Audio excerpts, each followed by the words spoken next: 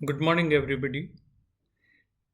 After the completion of gene expression regulation in prokaryotes, where we have talked about the lac operon and tryptophan operon, and the most important phenomena is the attenuation that we have covered under the tryptophan operon, we we have gone through a simplest concept of the gene expression, that why regulation of gene expression occurs. It was very simple, as we have already discussed, that any time expression of a gene would demand enormous copies of machinery, enzymatic machinery. For example, say there are the 10 genes, and simultaneous expression of all these 10 genes would require at least 10 RNA polymerases, their transcription factors in the multiple of 10, and many other machinery required in the multiple of 10. That means many of the amino acid or the amino acid pool of the cell would be engaged or would be consumed for the formation of RNA polymerases, for the formation of multiple copies of transcription factors. Then there would be a crunch of amino acids. Definitely. अगर हम किसी machinery को, किसी raw material को किसी एक जगह unnecessary लगा देते हैं, फॉर एग्जांपल हम हमारे घर में खाना जब बना रहे होते हैं तो रोज़ाना अगर हम सपोज कर लीजिए फैमिली में 5 मेंबर रहते हैं, यूजुअली हम रोज़ाना 5 इंसानों की चपातियाँ या रोटियाँ बनाया करते हैं, लेकिन इसका मतलब ये तो नहीं कि कोई इंडिविजुअल अगर घर से बाहर गया हुआ तो भी हम उसकी चपाती बना लेंगे, वो आउट ऑफ स्टेशन है, उनको खाना ही नहीं है. That would be the wastage of the resources. और अगर ऐसा होता है तो क्या दो बातें होती हैं. पहली चीज़, जो रॉ मटेरियल था, व्हीट फ्लोर था, जो आटा था, वो हमने बर्बाद किया खामों का चपातियाँ बना के. जो गैस है वो हमने एलपीजी गैस को बर्बाद किया, एनर्जी को बर्बाद किया, जो खाना बना रहे हैं उनका एनर्जी उनको बर्बाद किया. और बाद में जब हम उन चपातियों को बना लेते हैं जिनका कोई यूज़ नहीं है अगर, तो वो कुछ टाइम के लिए हमारे घर में, हमारे किचन में कुछ यूटेंसिल्स को ब्लॉक करके रखेंगे, और अगर हमने ध्यान नहीं दिया तो उनमें कुछ ना कुछ माइक्रोबियल ग्रोथ होगी जो कि बीमारी का कारण भी बन सकती है.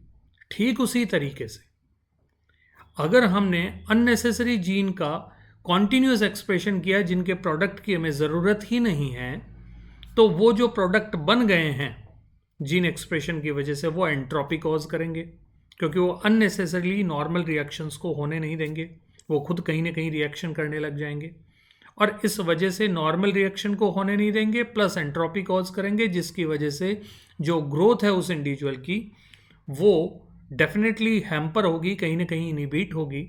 और अगर ऐसा होता है तो पुअरली ग्रोइंग जो भी ऑर्गेनिज्म हैं उन ऑर्गेनिज्म का रिप्रोडक्शन प्रॉपर वे में नहीं हो पाएगा. और अगर ऐसा है तो धीरे धीरे धीरे धीरे इस टाइप के ऑर्गेनिज्म का धरती से नंबर कम होता चला जाएगा, और शायद एक दिन आएगा कि वो एक्सटिंक्ट हो जाए.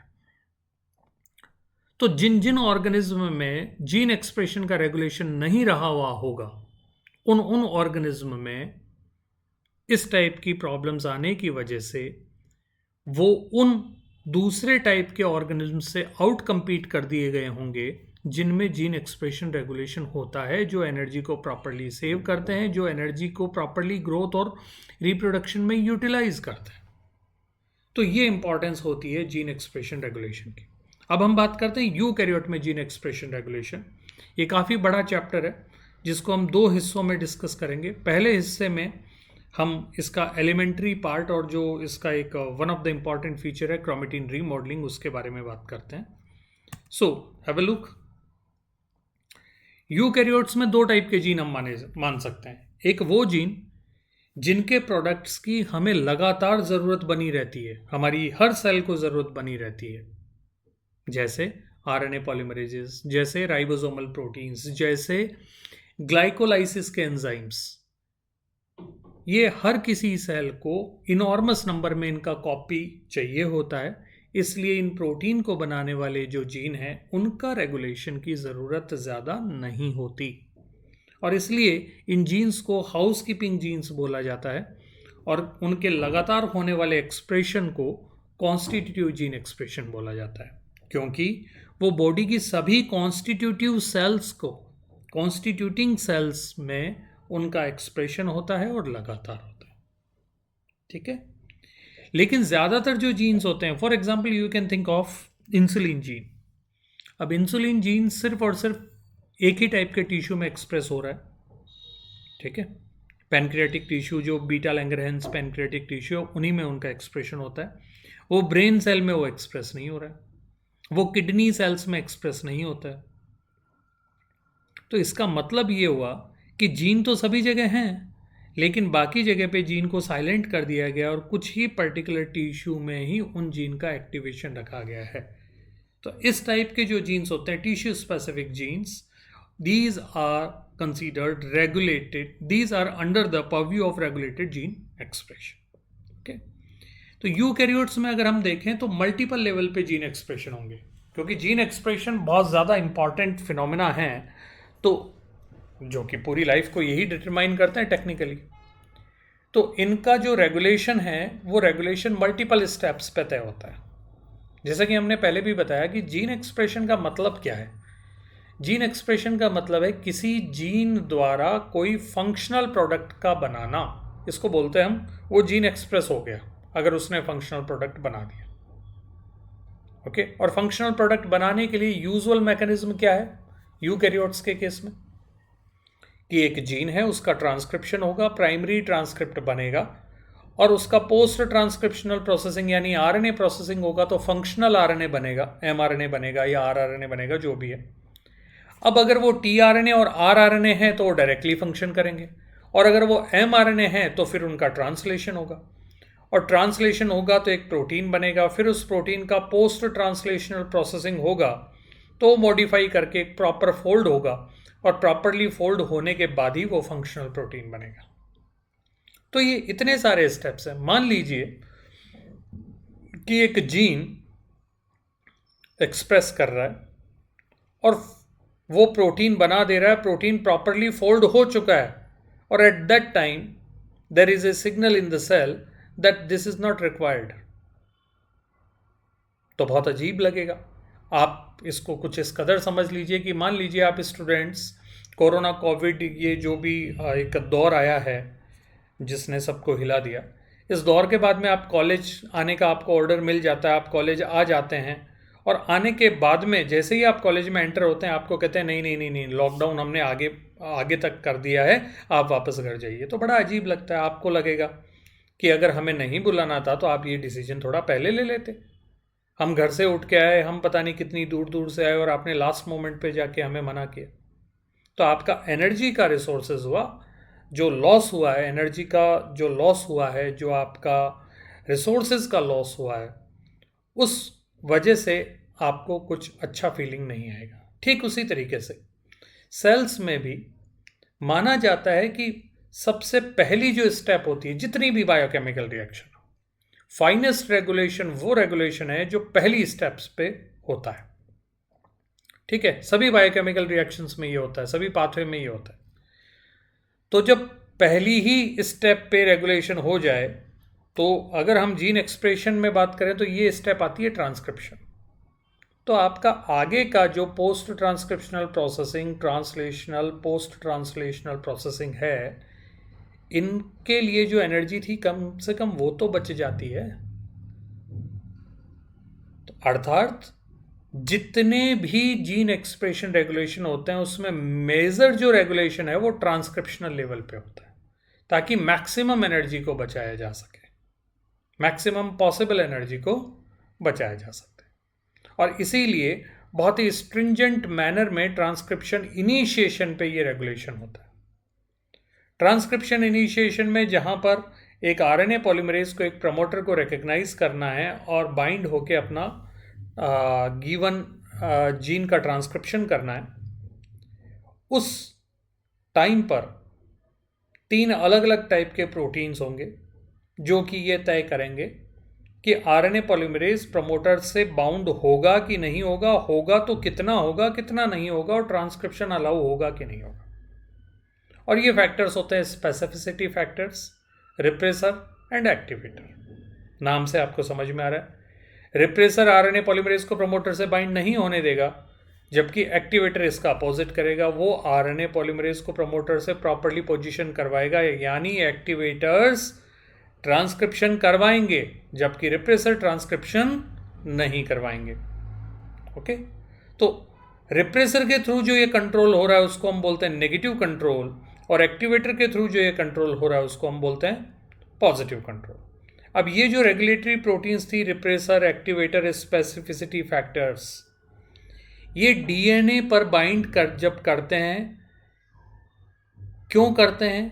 क्योंकि इनके पास में डीएनए बाइंडिंग डोमेन है, और वो डीएनए बाइंडिंग डोमेन अलग अलग टाइप की होती हैं, helix turn helix, zinc finger, homeo domain, leucine zipper, helix loop helix, जिनको हम डिटेल में कभी और दूसरे लेक्चर में बात करेंगे।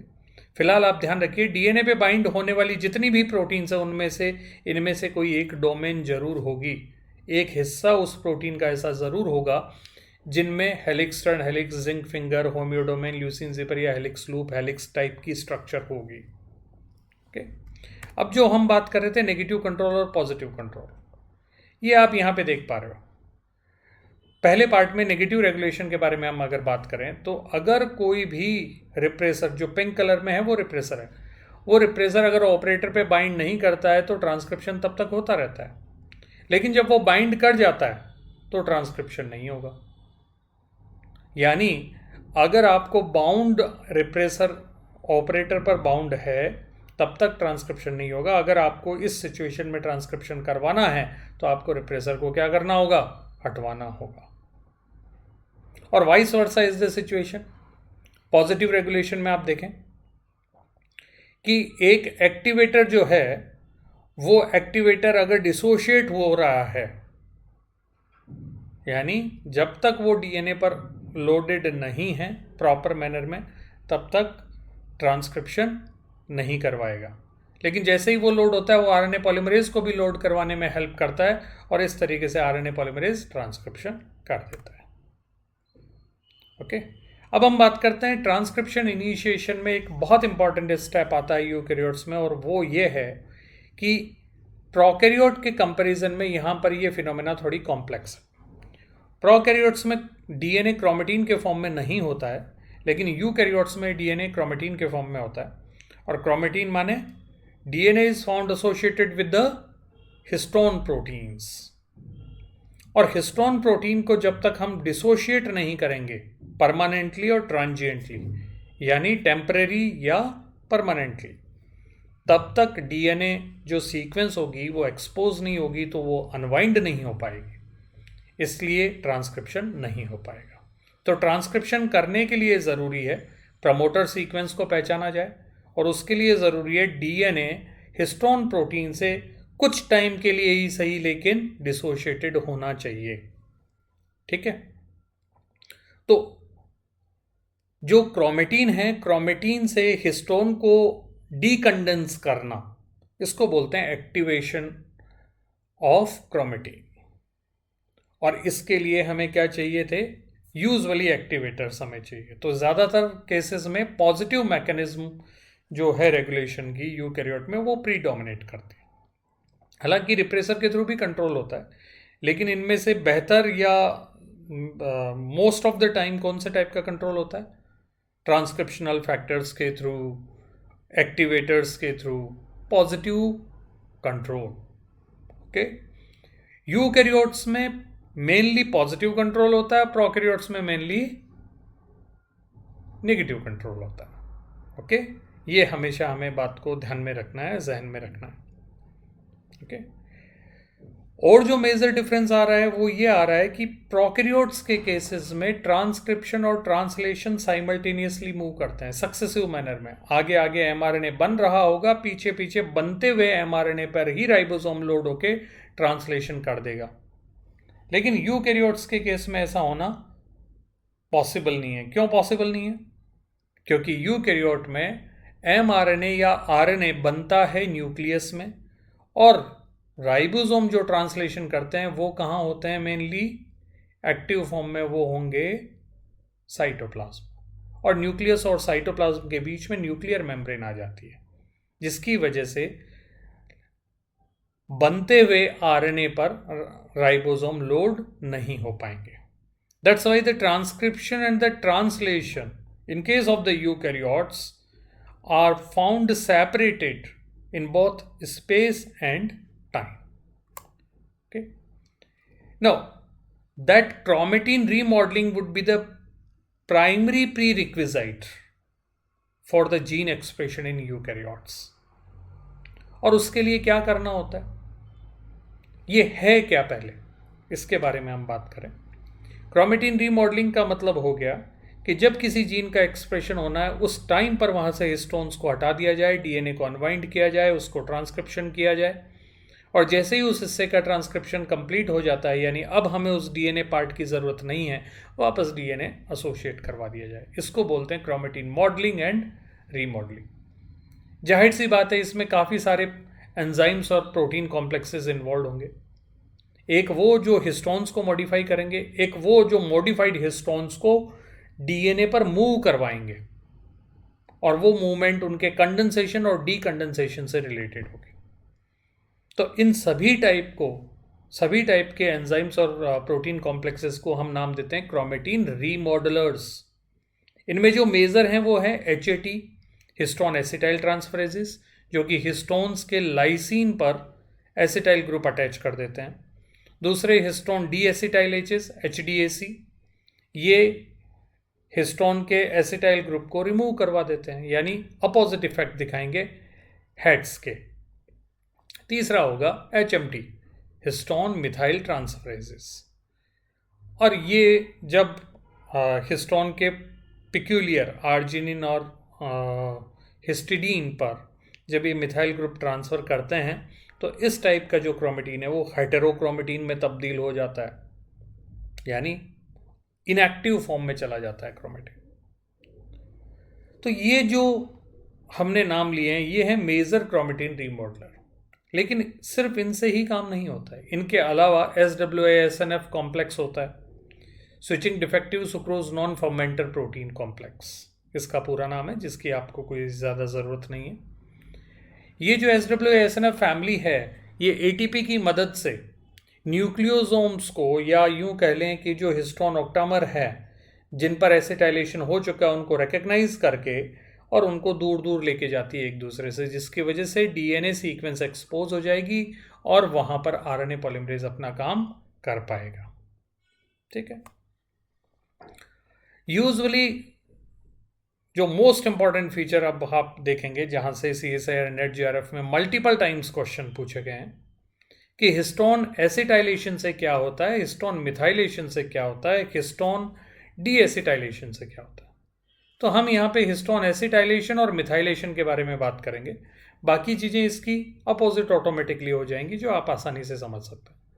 Histone acetylation usually lysine residues पे होता है, और जब ये होता है तो डीएनए के साथ में हिस्टोन की जो बॉन्डिंग है वो थोड़ी लूज हो जाती है, और लूज होने की वजह से जीन एक्सप्रेशन पॉसिबल है, क्योंकि लूज होने पर डीएनए सीक्वेंस एक्सपोज होगी जिस पर आरएनए पॉलीमरेज और ट्रांसक्रिप्शन मशीनरी वहाँ पे एक्ट करेंगे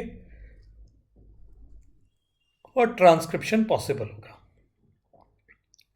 अपोजिट हो जाएगा अगर हम हिस्टोन डी एसिटाइलेज के बारे में, हिस्टोन डी एसिटाइलेशन के बारे में बात करते हैं. इसी तरीके से हिस्टोन मिथाइलेशन जो है, जो कि आर्जिनिन और हिस्टिडीन रेजिड्यूज पे होगा, वो क्रोमेटिन को मोर कंडेंस्ड फॉर्म में ले आएगा. और मोर कंडेंस्ड फॉर्म में आने का मतलब वो हेटेरोक्रोमेटिन जैसा हो चुका है, या यूं कहें कि वो टेम्पररी हेटेरोक्रोमेटिन बन चुका है, यानी जीन साइलेंस हो जाएगा उस टाइम तक. Okay, thank you so much. अगले पार्ट में हम बाकी का जो भी हिस्सा है उसको कवर करने की कोशिश करेंगे, जो कि यूकैरियोटिक जीन एक्सप्रेशन रेगुलेशन से रिलेटेड है. Thank you so much. Stay blessed.